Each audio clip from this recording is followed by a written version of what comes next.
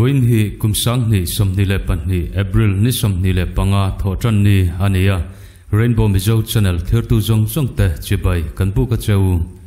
Russia in Ukraine haruna chungchang kan soi main khovela thil thlenglian tak mai hawma chu European ramsang sang ta jinga economy lama hausaber tu dia ansoi trin France presidential election nei ania France presidential election hi April ni soma khan around khatna bultran ania France president ni tuma campaign nei zongzong ta hi mi som ni chungzat mai ania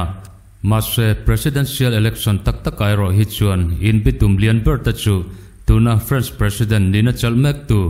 President Emmanuel Macron le far right rival anti Marine Le Pen te ania India time chuan France presidential election final round hi nizana khan chunzom ania France chuan chunen lai ani thungani France Trump chunga tuntuma presidential election anaya hian kumsom ni kalta chunga France Rama presidential election omto zongzonga thil thengai lo a thengani kan hriat masakatana kan han soidu chu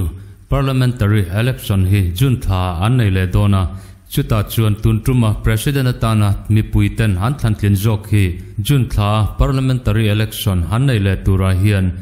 France president ni tur chuan thlantlin non le angai don hane mase mi pui vote manga president atana an thlantlin to hi parliamentary election a hian engtiklai main an tlangai lawa achan chu parliament a hian vote nei nga jok ani to wang hane far right leader Marine Le Pen nan hian kumsang ni le som pasaria khan nasa takin hanloin beitoa hengmi pani French president ni inchu ta hi anthil tumdan le an policy chu in person tak ania President Emmanuel Macron chuan anram ven himna baka ramsang te an him thaina turin European Union ate United Nations Organization nuaya te France chipai thanem tham tak mai ta chu ada thina Mase Marine Vethung Hichuan France mangai tu France pasal tra kania France mi puitele kanram himna hi kathupui ber ani dona wangin European Union in ramsang ram buaya te andu tua antir chua thaitura kan sipai thanem tham tak mai da thin ta chu ti top anianga nu chua vek aniang ati hemi trang ringot po hian President Emmanuel Macron le Marine Le Pen te foreign policy hi nasa takin hadang lam dona France Rama hian in sik soina lian tham tak mai thleng thai mai din huna andinga presidential election hantran ma mi puite ngai dan anlak khom na chuan far right rival Marine Le Pen hian vote tam tak mai in president nina chalmek tu Emmanuel Macron chu akhuma haiwang hian French presidential election a hian ne takin thantlin ani don ani ti alo soitoa President Emmanuel Macron laka hian hena sang tak achang don ani ti mi puitan hena alo tiam to bok ani mase India time nizana presidential election final round hanneina hian nizan zanlai pel nuwa khan vote chierzo anita presidential election hannei dona wanga French Trump chunga President Lailok angchawa nina chelmek tu Emmanuel Macron chuan nena achang zui le ta far right leader Marine chuan vote lak dan le vote chier dan ta chu alo be seilok haulo result ani atia mi puite vote a hian nena changzo lo maila June tha parliamentary election kan nei le tura hian theitop choin ka beile donani ati mase kan soita kang khan parliamentary election a hian mi puiten president atana an thlantlin to hi an tlale ngai to lowa heiwang hi animai thaya khovel media rang ta chuan French president tharatan Emmanuel Macron chu thlannon le ani thu han puang hlom ani Russia le Ukraine indona wangin France Trump ropui takmaya in thlanna borok hot takmai an nei hi kanron puang man meulawa Emmanuel Macron hi mi special takmai ania European Union a hian annar kai tu le European Union leader ta jinga chuan kumsomli hatlin main French president atan thlantlin ania kumsomli le pathum mi haloni meu chuan European Union chuan ao hi an ngai chan ber ta jinga mi ani zui tabo France mi puita ngai dan thang han lak khom na tambera chuan President Emmanuel Macron hi tlingnon le turangai ani lawa achan chu France Trump chunga hian Muslim sakho betu te mitam takmai voter anoma chung mi tele an chung le khat nai vai te nupui pasala in nei polta chuan President Macron hi an huat ber ta jinga mi ania khovela khopui ro pui ber ta jinga mi Paris khopuya Emmanuel Macron alim tahi halin Muslim sakho betu tachu nasa takin athir rangani tin andu lozia in than ma dai tang to khan an lo lan tir toa ma se heng jong jong hi ngai poi mo du mi aloin Emmanuel Macron hian president ani hun chung jong jong a khan Muslim sakho betu tachu zalen takin kanrama anom thaya ma se Islamic firfiak poltanena injom na nei rang rang chu dim doi na telmi aloin hremna pek an niang ti in thu chu asiama Macron hi athu soya ding net mile athu soi to chu tilho tling zel thrin ani wangin Islamist firfiak poltanena injom na nei rang rang ta chu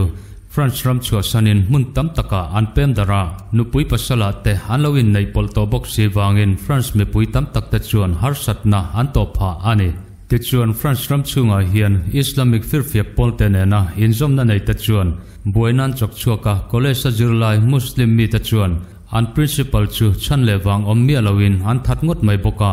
hetianga Islamic firfiak poltanena injom na nei ten poi han khoita ka wang hian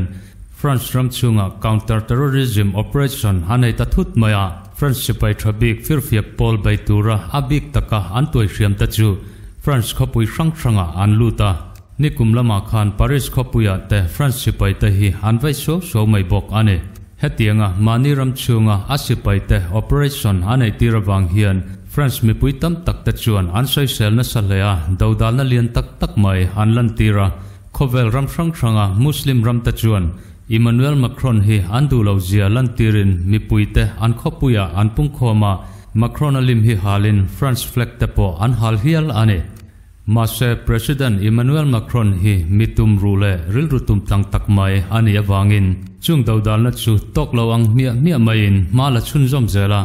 kan chan chin thara po kan ron pon lan photo angin Sahara le ache vela ISIS firfiak poltale anzom pui peng rang firfiak polta chuan nasa takin Sahara bulnhai Sahel region tia an soi thina rampanga ta chu nasa takin anti buaya ram in rel bol na po mumal takin akal hlei thei talawa ISIS ho ta chu Sahara thaler bulnhai le ache vela ram ranga hian nasa takin anron thang lian thara atoi zong in soi taila Sahel region na rampanga hroi tu te hi an mang an tak ema wangin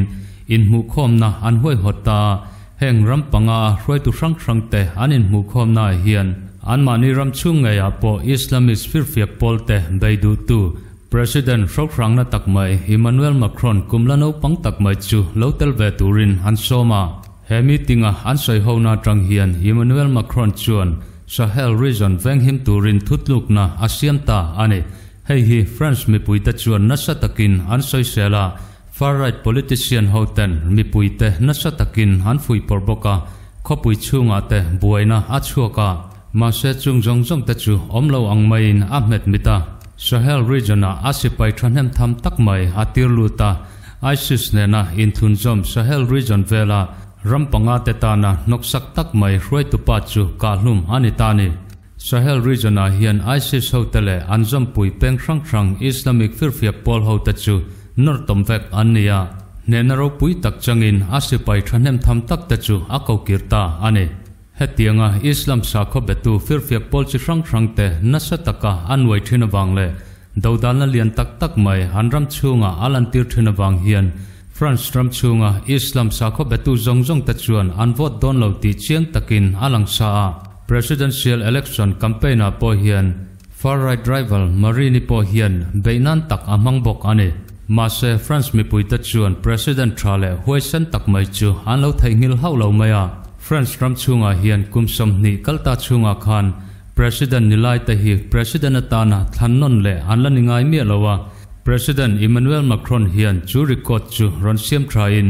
France president ni na chelmek tu president atana thannon le masak bera atangta ane France interior ministry chuan France presidential election result hi an puan danin president atana thantlin tak Emmanuel Macron hian vote la zong atanga chiara za somnga pariat point paruk amua far right national rally party atanga presidential candidate atana anvor chu Marini hian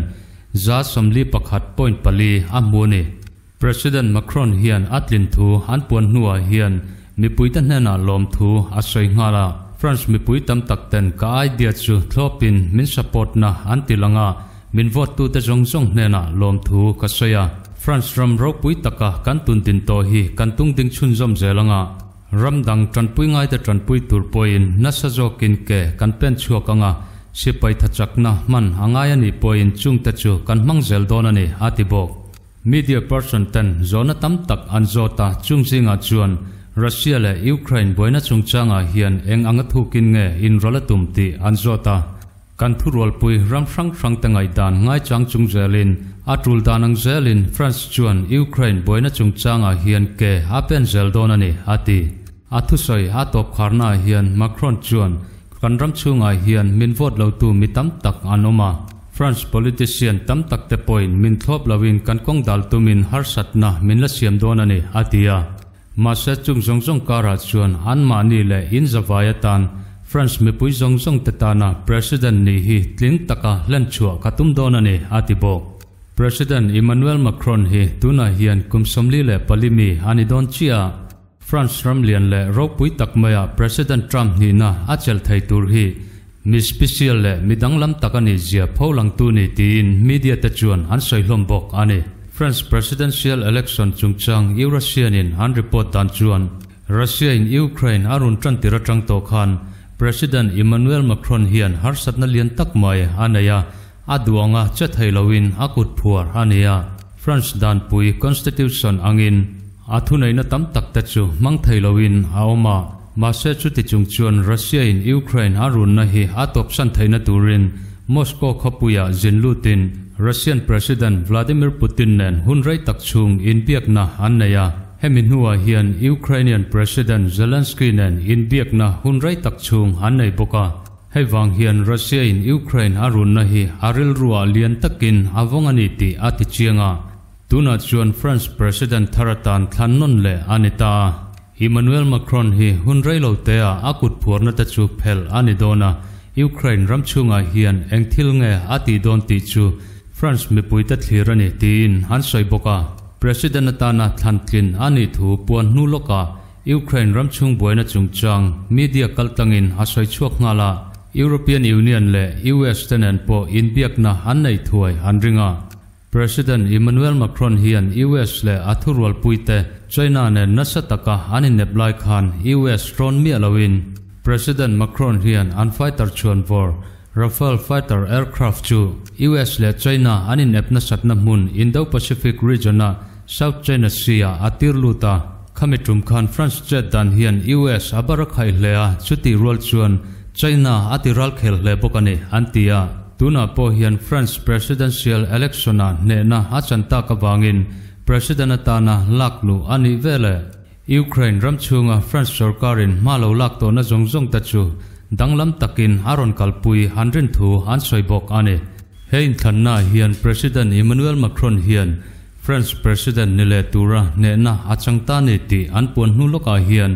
mipui ta chu lomin anawa ama thop tu ta chu Paris khopuya pungkhomin France flag le European Union flag te vain lomin anaw na sahlea heti role hian atlingani ti puan ani maloka tang hian ama zongjonga Muslim community tenena inkai hnoina nei France mi ama do dal thin tu ta chu pungkhomin boina siam turin anin hoi hot boka mase boina lian thamthleng lowin me mi ani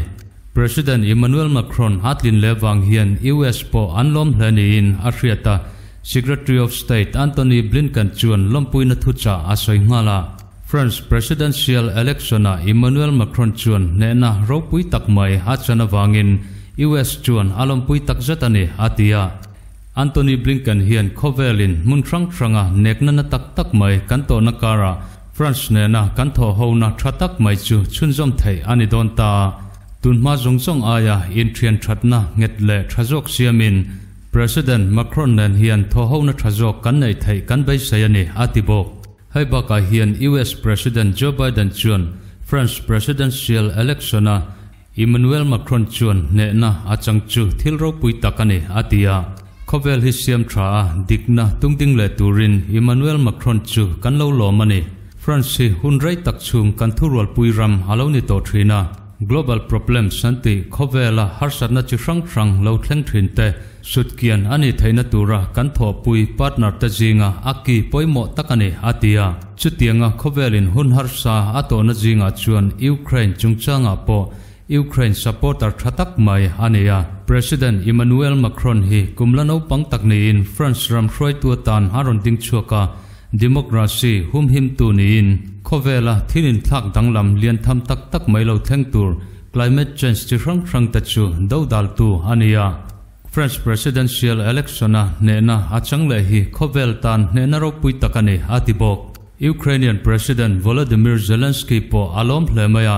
France President Emmanuel Macron an election nena achang le hi kan lomin Ukraine chuan kan welcome ani atia Emmanuel Macron lotlin na le nena ro pui takmaya wang hian Ukraine chu kan lom hlea Volodymyr Zelensky hian asoi chunjom na chuan Ukraine chuan hunlung chet thak takmai kan tok mekani ti hi President Emmanuel Macron hian chiang takin asia chu wang chuan nena ro pui takmai he election achan le wang hian Ukraine mi pui ta chu lomin an awani atibok Russia le Ukraine boina lama kan benglo chizui ngalila US Defense Chief in Ukraine khopui Kiev atlon nu loka Pentagon chuan thuchua siamin Ukraine le Russia indona hian Ukraine chuan nena anchang ngai dona he indona hian Ukraine chu kan thlop zel dona Ukraine tranpuina tan hian kan ti thayanga piang chu kan ti zel dona Russian sipai te Ukraine sipai ten an beile theina turatana anral thuama mo diktak ta chu uluk taka chutin Ukrainian force ten an man thai turin Ukraine ramchunga hian kan thon lut chunjom zel donani anti voin chanu dan ni le chan ve harik madew khan Russian sipai ta chuan Ukraine all deported by in airstrike annaya TASS news agency in an report dan chuan Kremachung oil refinery chu nasatakin bay ania chut chiat vek ani thu an reporta Ukraine military te anin kulna mun puipo bay ania heta po hian antum angin mission hi lotling takin kalpuyani tin an reporta Russian air defense system ta chuan Ukrainian unmanned aerial vehicle anti mishingin an khalngai lo en thlak na ta na thona thlok thai chi hrang ta chu som chuang zat mai an kap thani in han report bok ani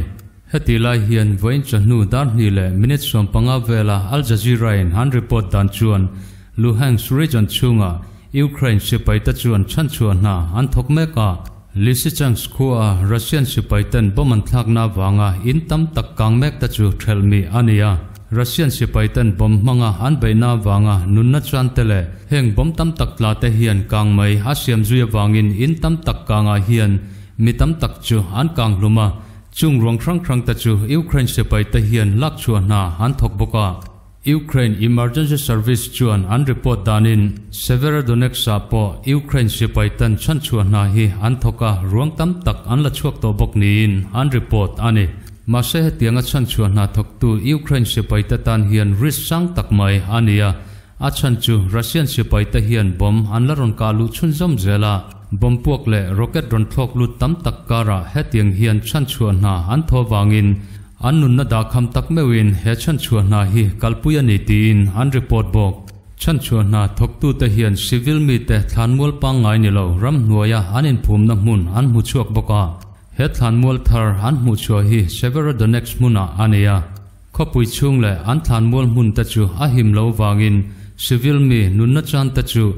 ram hnuaya mun him zoka hian civil mi ta chu an lo in phumin an lo in vuihlom ani voin chanulam dan ni le minute som ni vela khan Al Jazeera reporter Charles Stratford in report apek danin Eastern Ukraine khopui pakhat Slovians khopui bulloka om leiman tam chu nasatakin Russian sipai ten han beya tuna hian Russian sipai ten bom manga nasatak maya an baina hnuaya he khua hi aumekani atia he reporter hoisan takmai hian Liman town thi Russian sipai ten bom manga nasataka an baina kara hian luchil ngai tumin ha beya bom surkara Liman town hian lutin Russian force ten boman thak hi anasal lea heavy sailing tin asai hiala Liman kholai li lai taka phai chuan rong let rem rum te amua chung rong ta chu civil mi te ania ral thuam po an keng lawani atia chung ko tam tak te chu anin pangaya po omngam lowin in dona chu atran tiratanga tom himna tur bunker lein hnuai lama an lo siam to ata chuan an tom khoma hetiang tom himna bunker nei lo chung ko tam tak te chuan liman khua hi an chua san me kani atibok Al Jazeera reporter Stratford hian asoi dan chuan liman khua hian Russian sipai te hian Ukraine sipai te an beilawa liman town cheng mi pui ta chuan Russian sipai te laka beina na takmai an tok me kani atia he khua om mitran khat an khua chua san turakal ta chu interview anaya ma se hengmi ta hi an chi aina sat em wangin engma chiangkwang takin zofia hleithei anilawa ami biakten an sei tamber chu liman khua hian kan chen na kan in le lo le kan ei zon na ta chu a oma ma se chung zong chu kan nun kan hum him theina turin kan chua san atrula ma se soviets khopui pan tur hian har sat na kan naya helai kho inkara hian Russian sipai chu thanem tham tak mai an oma nipro khopui pan turin kan kala ma se chu ta po chuan dan chepin kan om zela muntin maya Russian sipai ta chuan bom le missile te anron kalu ranga wangin har sat na tam tak kan to kani antia panbik turpo khelowin kongpui himlaya pianga ti hian kan kalmaya ni tin an thril ani Ukraine ramchunga Russian sipai ten beipui an thakna jinga khovelin angai ven mmai le Ukraine sarkar point an ngai ven mmai chu Mariupol last defender te anom na le civilian tam tak anom na Azovstal steel plant Mariupol khopui chunga mi hi ania Al Jazeera in voin chanudar ni vela an report danin Azovstal steel plant hi nasa takmain akanga hei hi Russian sipai ten missile manga an ka wangni in an reporta Ukraine official ten an chut dan nungbera chuan Azovstal steel plant a hian Ukraine sipai ta hi battalion khatvel an la omni in hriat ania Mariupol khopui chimlam pangatranga an himna zunga Azovstal steel plant ronpan civilian ta hi mi sang khatvel ni in an hriat thu an soibok Russian sipai ten Azovstal steel plant hi ground na anron lu chilona turin Ukraine sipai laom ta chuan ral thuam an nei ang mangin an beilet meka civil mi zongzong te ro chu an tom himna underground tunnel anti Mariupola Azovstal steel plant nuaya lever chunga an tom bautir ni in an soibok hetianga Mariupol khopuile Lyman town te nasataka an beimek lai hian Luhansk le Donetsk region a muntam taka Russian sipai ta chuan beipui an thlak mek boka civilian sing hi veljat mai an chen na mun Popasna town chu nasatakin Russian sipai ta hian thlipuin anwayang main anwaya Ukraine General Staff of Armed Forces in a report danin Popasna town hi nasatakin vanboru katangin bei masela Ukraine sipai ta chuan an hol chuak vek towa Luhansk le Donetsk region in kalpona kongpui poimo tak mai ani wangin sipai te mamo thiervel na tan po kongtrangkai tak ania chu wang chuan Ukraine sipai ta hian hum him ngai an tum don ani atibok heti lai hian Germany military tetana ralthum siam chuak tu company lian tak mai Rheinmetall chuan ralthum zachuang zat mai an siam chua to sa ta chu Germany sarkar nena lan lowin Ukraine ramchunga thonlu andila Germany Chancellor Olaf Scholz le he company a an ho tu lu ta chu secret meeting nain Germany Chancellor Olaf Scholz hi Germany National Security Council Committee a chairman ani boka secret session an nei na hian soi ho na hunrai tak an nei nuwa German sarkar chuan inrem na siam puin Ukraine ramchunga anral thum siam chua ta chu thonlu phalna apeta ani he company hian tengka chet na tu ral thum tam tak mai an thonlu dona hei baka hian vehicle ringot po zachuang fe thonlu antum don ani war expert hoten an saidan chuan Ukraine ralrel dan chu van borok lamatranga Russian sipai ten an beina zongzong ta chu nasatakin turma sela ground aro chuan Russian sipai ta hi dangchat vek thai turin in buat saina an kalpui meka ramthrang ten ral thuam an pek lu te po hi chutianga tana man tur chuan rohman ani tanta ni antibok heti lai mek hian Ukraine drone te point Russian sipai te chevel hi uluk takin an thli thlai mek zela Russian sipai te chetvel dan le an ralrel dan te en thak na tana an manber drone panni chu Russia ramchunga ka thak ania Russian air defense system ten an lo ka thak na mun hi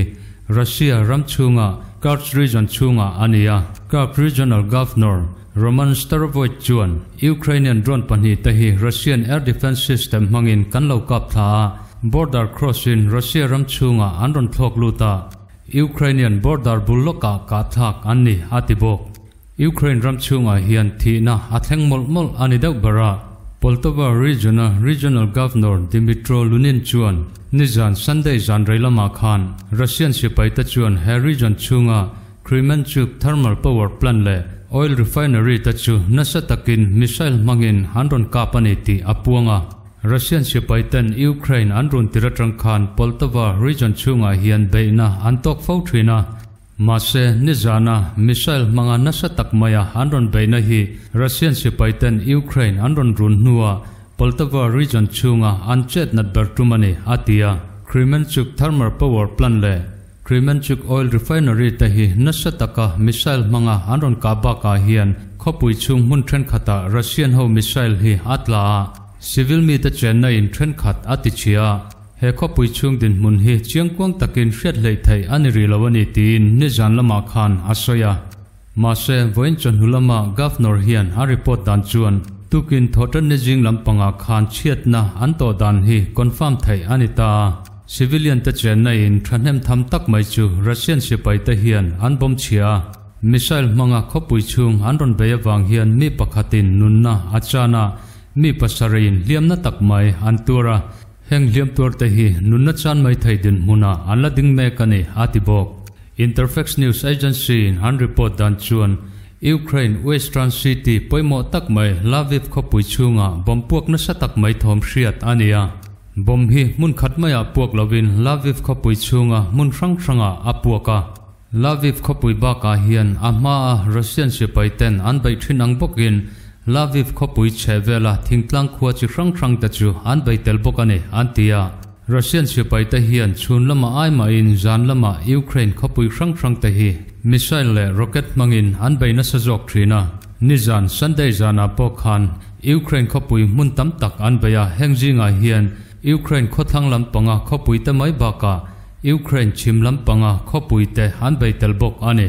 Al Jazeera in han report dan chuan nizana khan zankhuwa in van boro ka trangin runna antokani ti hriat tirna turin siren chu khopui ranga ari chua nizana Russian sipai ten bei puithaka Ukraine khopui an bei rang ta hi Chernihiv khopui te Kyiv khopui te Kirovohrad khopui te Vinnytsia khopui te Zhytomyr te Sumy te Kharkiv khopui te Odessa khopui te Mykolaiv khopui te Zaporizhia te Poltava te Dnipropetrovsk le Donetsk region chunga te bei pui anthakani antia heibaka hian Vinnytsia khopuya po bompuak na satak mai thom hriat ania mase Vinnytsia khopuya ro hi chu an bei chunjom lo niin han report bok ani ole khati jong kha tuntrumata na chanchin thar kan buat sai thaite ni phot sela Rainbow Mizo channel a hian chanchin thar danglen dam takin kanin tongle theu don nia